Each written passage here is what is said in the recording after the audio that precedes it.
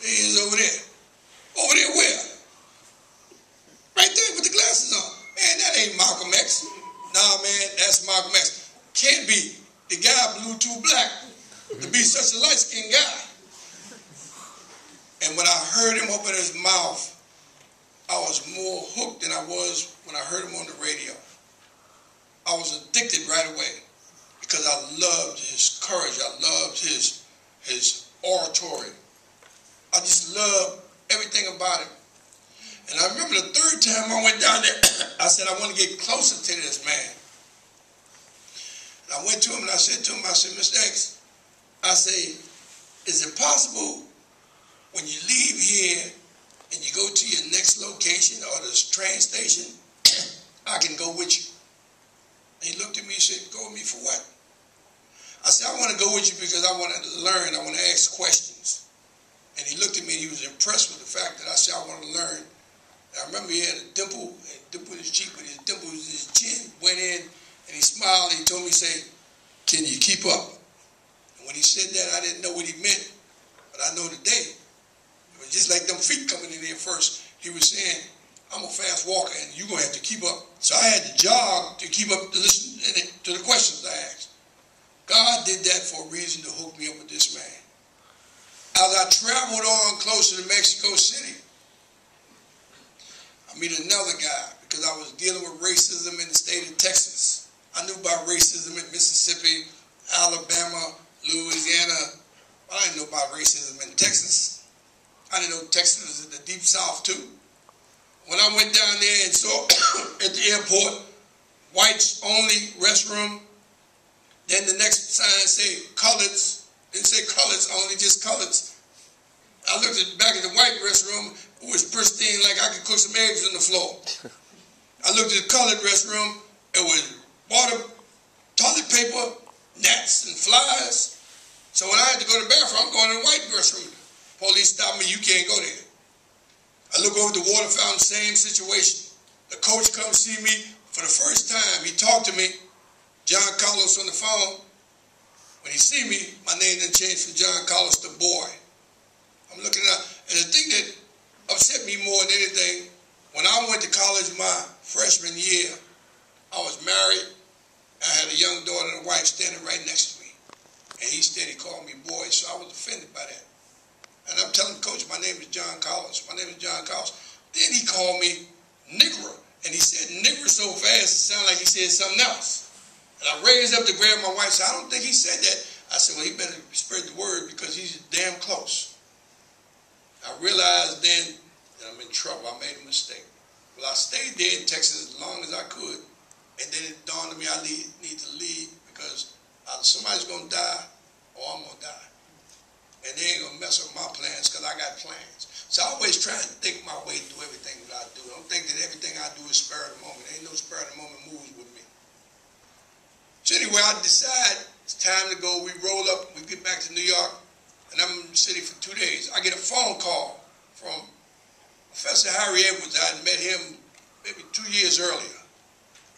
And he says, John, it's a meeting taking place downtown at the Americana Hotel. And people asked me, could I invite you? They'd like to have you come. My mother and I, we were painting the kitchen at the time. Mom, this meeting, they want me to come down there. What you think? Oh, I can handle this. You go on. She said, if they invited you, they must need you there.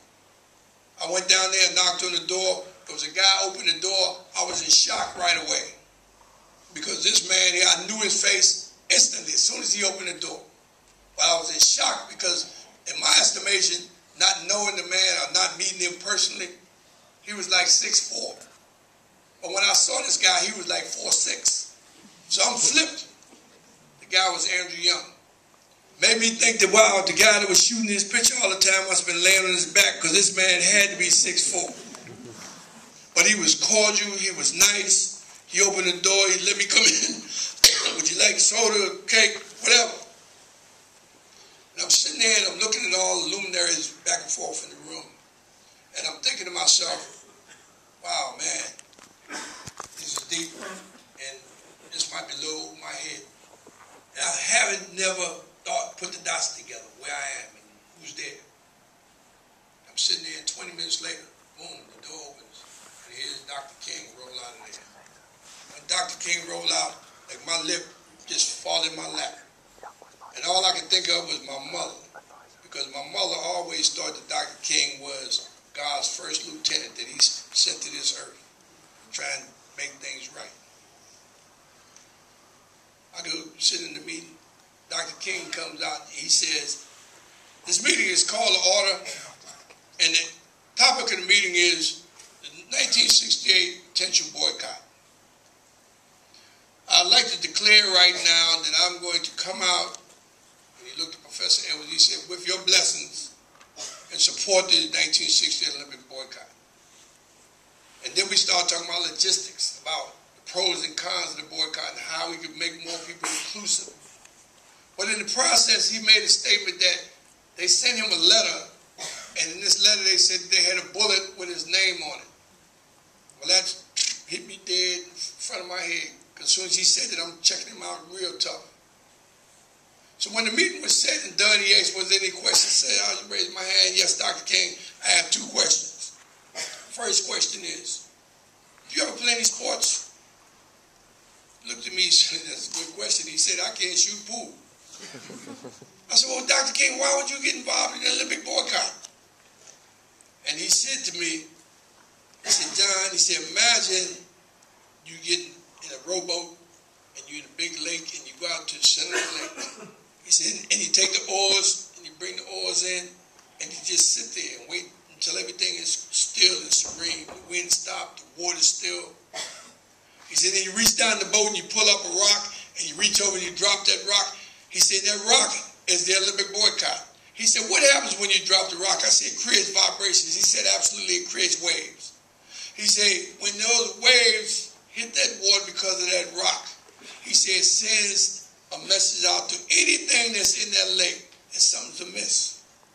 He said, even greater than that, anything on the shore around that lake will realize that something's amiss. He said, that rock is the Olympic boycott. It will reach the far ends of the earth if the blacks and those that were sympathetic towards their cause chose to boycott the Olympic Games. I said, oh, that's deep. Put that in my basket. I started to walk away because I was so blown away with that answer. The next, he said, John, you said you had 2 questions. I said, yes, Dr. King. Thank you. I forgot.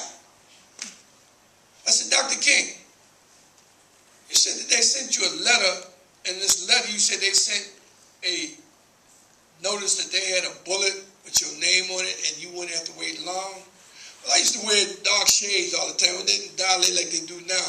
But I remember when I asked that question, the first thing I did was pull my glasses down on my nose.